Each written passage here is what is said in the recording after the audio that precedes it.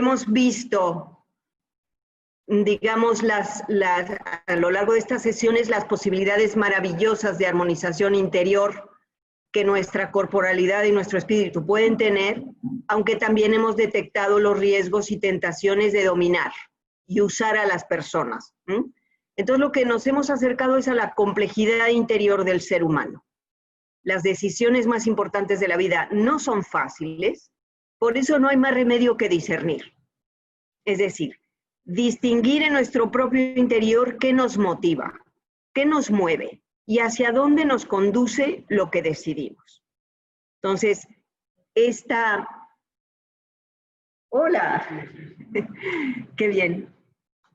Tenemos a Keka también, o sea que déjala sentar ahí, por favor. Es que ella sí, bueno, perdonad, Vale, entonces, habíamos dicho, nuestro panorama nos muestra la complejidad del ser humano y no hay más remedio que discernir. O sea, distinguir en nuestro propio interior de dónde vienen nuestras decisiones, por qué estamos decidiendo lo que decidimos. Evidentemente existe la posibilidad de decir paso sin ver.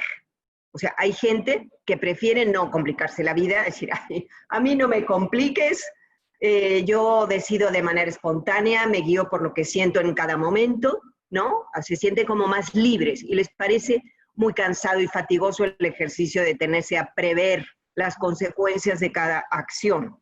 Ni siquiera se ponen a prever las consecuencias de acciones que afectan directamente a otros. Por eso he puesto esta chica con una venda en los ojos y tiene junto un monstruo que no ve.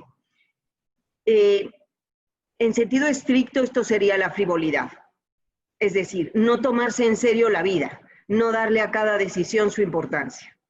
Que les dé igual hacer o nos dé igual cuando somos frívolos, hacer daño o no hacerlo. Daría igual porque el factor consecuencias no entra en mi ecuación cuando estoy decidiendo. Entonces, ¿cuál es la propuesta ante esta posibilidad? Sin que tengamos que estar obsesionados racionalizando cada paso, el discernimiento tiene que darse, como ahora veremos, a la luz de un sistema de valores vividos y asumidos. Pues este ejercicio no es únicamente racional, no es solamente una cuestión de raciocinio, es vital. Se da en la vida cotidiana cuando nos hemos habituado a elegir de manera consciente y se vuelve un acto natural, por lo que en cada momento tomamos la decisión optando por lo mejor, como las aves toman de la mejor manera el viento para poder avanzar hacia donde quieren ir.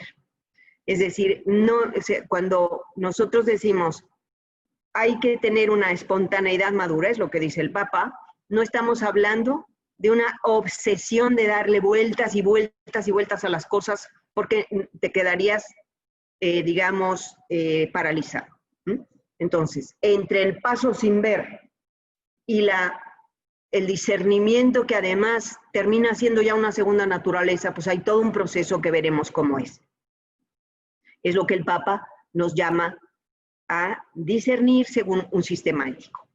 Entonces, el discernimiento, que quiere decir análisis de cómo quiero yo, qué decisión voy a tomar en cada momento, acción de distinguir el valor y la oportunidad de las decisiones que tomamos, el discernimiento se realiza a la luz de un marco de referencia, necesariamente. Un sistema de valores que orienta nuestra toma de decisiones, o sea, un sistema ético. Todos tenemos un sistema ético, lo que pasa es que podemos no ser conscientes de ese sistema ético. Puede no estar explícito, pero aunque no nos demos cuenta, incluso podemos ser coherentes, incoherentes, pero todos tenemos un sistema de valores. Si nunca nos lo hemos planteado, este público creo que se lo ha planteado, pero pudiera pasar que alguien no, preguntémonos cuál es mi sistema ético. O sea, yo puedo descubrirlo no tanto por introspección, diciendo, bueno, en qué creo, en qué no creo, que sí, en parte, pero sobre todo miremos cómo nos comportamos en la realidad, en la vida cotidiana, qué es lo que realmente nos importa, a qué le damos preferencia, cómo distribuimos nuestro tiempo, cuál es el polo de atracción, el sol sobre el que gravita nuestra existencia, Estos son los valores reales vividos más allá de lo que decimos y se manifiestan en lo que hacemos, en nuestro comportamiento cotidiano. Entonces, el Papa cuando dice, vamos a ver, con esta teología del cuerpo, ¿qué hacemos? Pues nos invita a referir y orientar nuestra vida según el sistema ético que surge del Evangelio. Los valores, las prioridades, las que Jesús realizó con sus obras y manifestó con sus palabras. Entonces vamos a ir más dentro en esto. El Papa llama esto el ethos del Evangelio, es decir, el sistema ético que emerge del Evangelio. Para describir ese sistema ético que surge del Evangelio, el Papa toma como referencia el Sermón de la Montaña. El Sermón de la Montaña es un trozo largo del Evangelio de Mateo, que tiene el capítulo 5, 6 y 7, y que incluye las bienaventuranzas. Incluye la invitación de Jesús a llevar a plenitud la ley de Moisés. ¿Os acordáis de una serie de como antítesis que dice, se os ha dicho, ama a tu amigo y odia a tu enemigo, pero yo os digo, amad a los que os persiguen? O sea, esos extremos tremendos a los que Jesús lleva la ley de Moisés, para llevar la plenitud. También en ese discurso está la confianza en la providencia, el Padre Nuestro, etc. Pero de ese discurso hay dos temas que atañen directamente a la teología del cuerpo según el Papa. La principal bienaventuranza de este tema es la de la pureza del corazón. Bienaventurados los limpios de corazón porque verán a Dios. Y la otra es la cuestión del adulterio legal. Se os ha dicho, no adulterarás, pero yo os digo, quien mira a una mujer deseándola, ya adulteró con ella en su corazón. En este caso Jesús se dirigía a los varones por cosas que ahora veremos, y el Papa nos analiza mucho esta frase para ver qué es lo que entraña desde la ética del Evangelio. Entonces, lo que está diciendo el Papa es que en este ethos del Evangelio, Cristo se dirige al hombre interior, no al cumplimiento externo de unas normas, ¿vale? En este sentido, el avance respecto al Antiguo Testamento es enorme.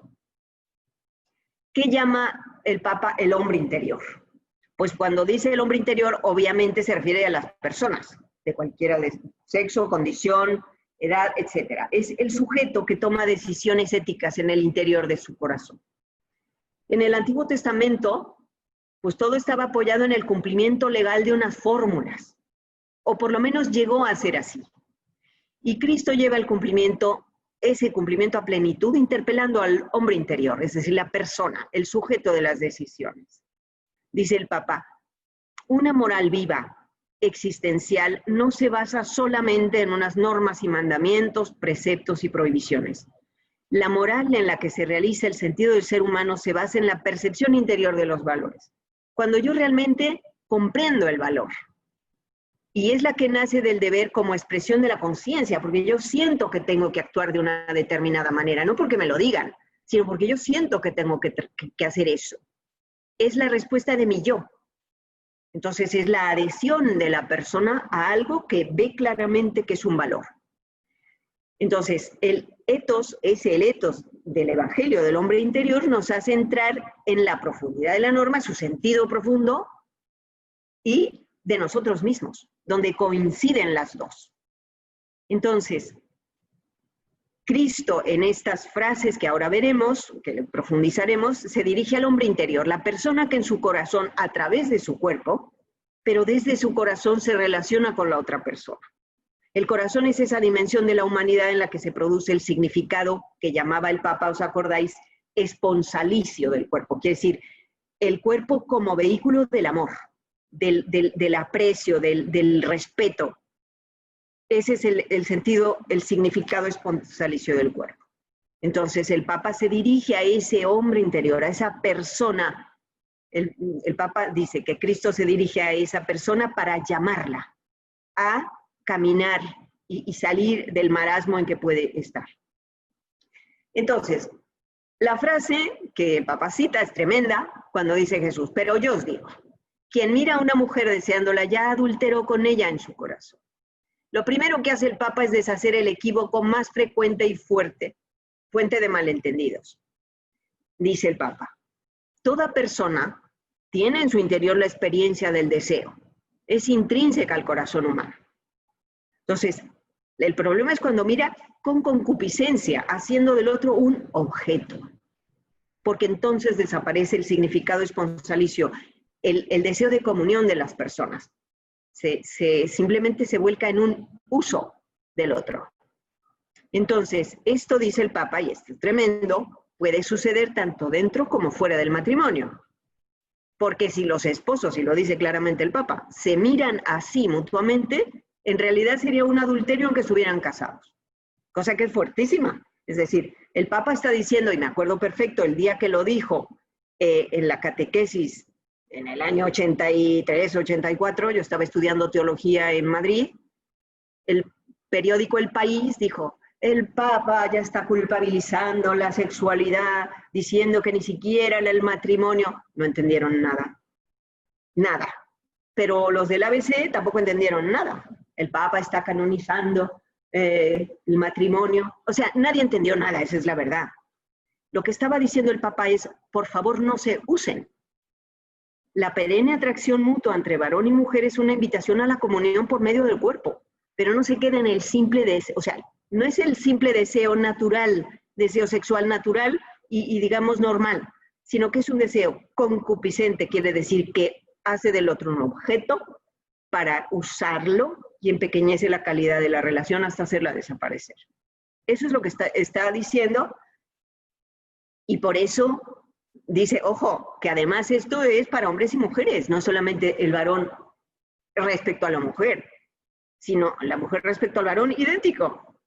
Y si mucho me apuráis, es decir, el uso de las personas como cosas, que está por todas partes, eso es un grave deterioro de las relaciones humanas. Es una pena.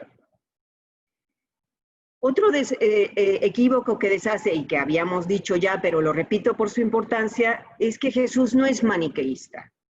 Dice el Papa tal cual. Las palabras de Cristo en el Sermón de la Montaña están lejos del maniqueísmo, que era ese, ¿os acordáis? El principio que cree que el cuerpo o lo físico es malo y el espíritu bueno. Está lejos del maniqueísmo, como también lo está la auténtica tradición cristiana. Se trata, en cambio, de un existir recíproco del hombre y la mujer, incorporando la necesidad sexual que puede y debe servir para la construcción de la unidad y de la comunión entre ellos. O sea, Jesús no condena el deseo natural, condena el uso y el desprecio. Pero dice el Papa, a un oído no habituado, la severidad del sistema maniqueo podría parecerle sintónico con las palabras de Cristo, considerando el cuerpo como fuente ontológica del mal, pero no es así. No es así. El Evangelio expresa una exigencia dirigida al espíritu humano, surgida de una afirmación de la masculinidad y feminidad como dimensiones personales humanas. Creo que es importante remachar este clavo porque es que de verdad venimos de una tradición muy larga de maniqueísmo implícito. Entonces, se reafirma el valor del cuerpo. En el Antiguo Testamento, fijaros, dice el Papa, el adulterio significaba la infracción del derecho de propiedad del hombre respecto a cualquier mujer que fuera su esposa legal. Podían tener varias esposas. Mientras que en la perspectiva de Jesús, el adulterio en el corazón manifiesta una privación intencional de la dignidad de la persona. Yo le privo al otro de su dignidad. En este caso femenina, pero puede ser al revés, de la persona masculina. O sea, el texto de Mateo llama a redescubrir el valor, la dignidad del otro y afirmarla. Entonces, la interpretación apropiada de las palabras de Cristo según Mateo, como también la praxis en la que se realiza el etos, o sea, el sistema ético del Sermón de la Montaña, deben ser liberados absolutamente de elementos maniqueos en el pensamiento y la actitud. Una actitud maniquea llevaría a un aniquilamiento del cuerpo, mientras que para el cristianismo el cuerpo y la sexualidad son un valor no bastante apreciado. Esto ya lo habíamos dicho, pero lo traigo aquí porque me parece muy importante para entender eso que llamamos el etos del Evangelio. El Papa también dice, oye, perdona, no podemos quedarnos bloqueados poniendo el corazón humano en estado de continua e irreversible sospecha. por la concupiscencia de la carne y de la libido. Él, digamos, como europeo que es, sabe que Freud, Nietzsche y Marx pusieron al ser humano bajo una luz terrible. Es decir, para Freud todo se reduce al deseo, a la libido. Para Nietzsche el deseo de poder. Para Marx el deseo de prevalecer, la economía y la lucha de clases. O sea, es como si se instalaran en un pesimismo antropológico. Pero en el etos del Evangelio no hay pesimismo, porque está la esperanza. Quien le llama al amor al ser humano es Dios mismo, que como veremos da la vida para que esto sea posible. Y porque evoca la imagen y la semejanza. Entonces, claro, aquí desde el punto de vista, digamos, de la visión cristiana del mundo, la redención es una verdad, una realidad en cuyo nombre debemos sentirnos llamados y llamados con eficacia. Ahora veremos qué quiere decir llamados con eficacia. A descubrir y realizar el significado esponsalicio del cuerpo. A recuperar esa fuerza espiritual que se deriva del dominio de la concupiscencia. ¿Ok? La concupiscencia, que es una palabra muy fea, a mí no me gusta, pero la verdad, pues es que, en fin, expresa lo que quiere decir, que es la reducción de los demás y el imperio de mi deseo de sacarles el máximo posible, digamos, provecho, como si fueran cosas a mi servicio.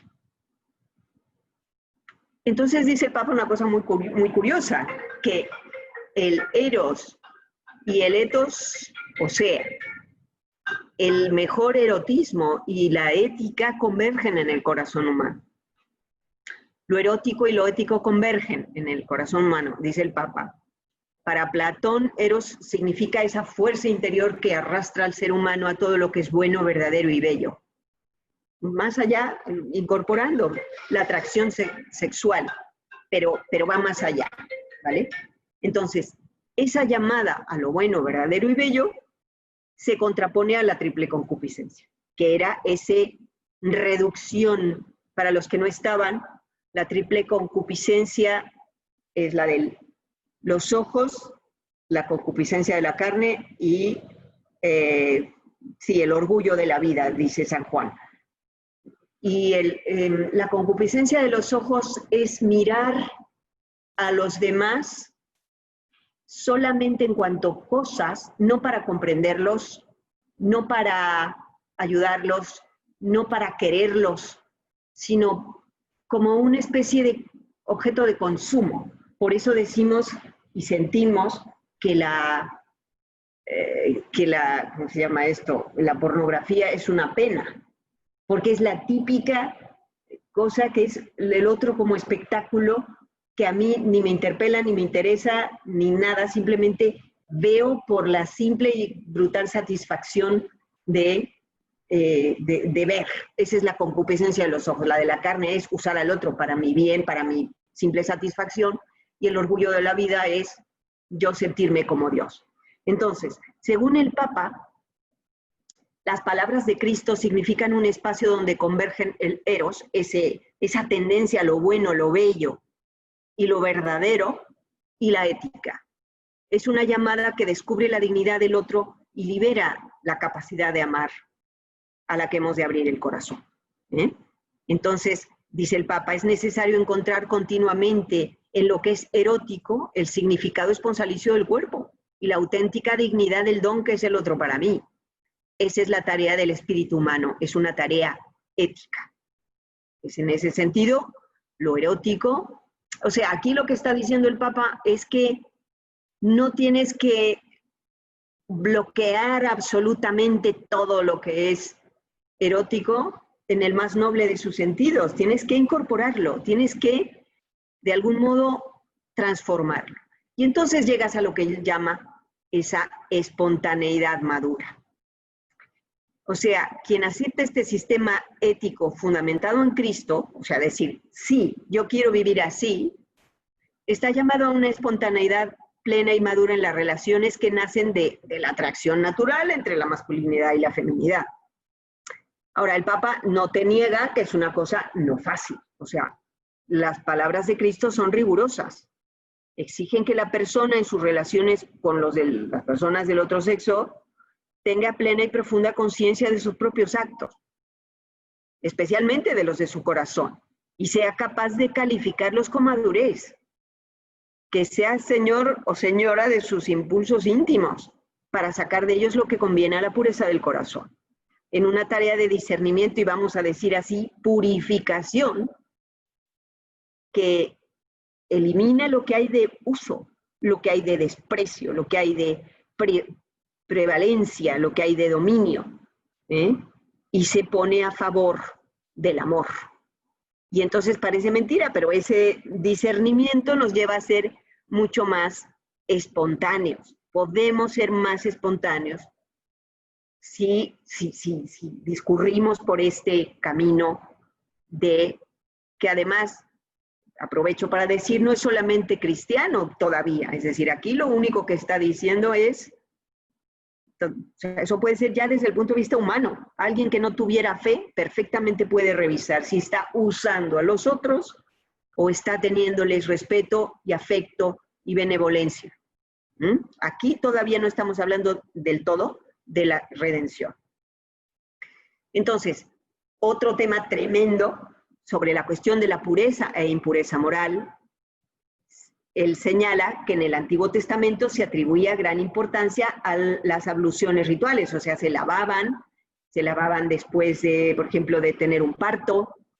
La mujer también después de su menstruación tenía que ir a lavarse, porque estaban relacionadas con la impureza sexual en sentido fisiológico, aunque muchas eran prescripciones de tipo higiénico, pero se le daba un valor de tipo trascendente.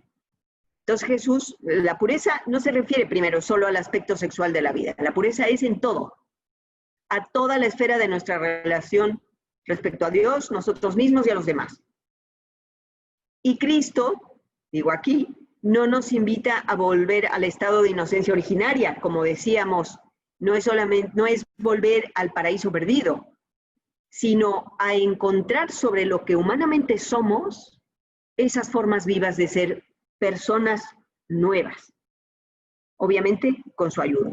Por nueva no se refiere a una persona pura en sentido físico, porque Jesús, lo dice el Papa explícitamente, evitó vincular la pureza moral con la fisiología y los procesos orgánicos, que eso era muy corriente en su tiempo. Más bien señala el corazón humano como fuente de pureza o impureza. Estas son palabras de Jesús.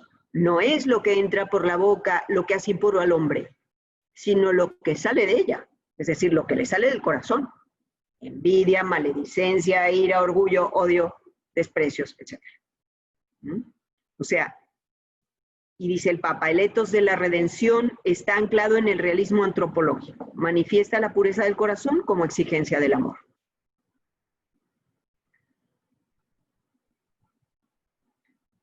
Y la bienaventuranza a la que se refiere el Papa es esta. Bienaventurados los limpios de corazón, porque verán a Dios.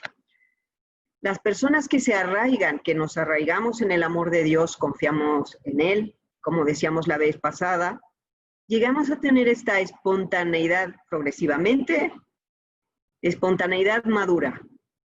Y se alcanza, poco a poco, la pureza del corazón, que nunca será total, pero es progresiva, eso es ser santos en realidad. Entonces, la fe se efectúa por la caridad y no solo por la observancia de las prescripciones de la ley del Antiguo Testamento. Y entonces, claro, si estás arraigado en el amor, encuentras diariamente los rastros y el perfume de Dios por donde quiera que vas. Por eso dice, bienaventurados los limpios de corazón porque verán a Dios. Se te quitan telarañas y bloqueos que impiden detectar las huellas de Dios en la vida.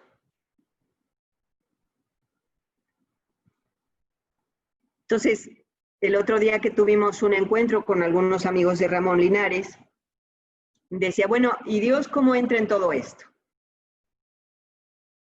Pues cuando dice el Papa que estamos llamados con eficacia por Cristo a una vida de personas nuevas, lo afirma porque Cristo mismo es el garante de que esto sea posible. O sea, Él dio la vida por esto. Es Él el que ayuda. Es la Trinidad la que ayuda. Entonces, Cada uno de nosotros tiene por dentro un pozo que puede estar como el de la izquierda, probablemente, muy profundo a lo mejor y lleno de abrojos,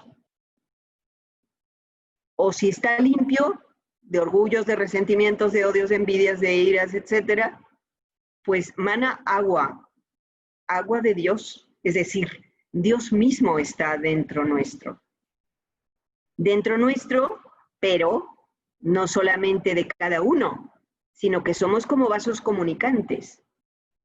O sea, los vasos comunicantes que tienen agua, que es la misma en todos. O sea, podemos por fuera ser muy distintos, diversos, incluso tener dificultades de comunicación, por lenguaje, por cultura, por edad, por situación, por millones de cosas, y lo sabemos.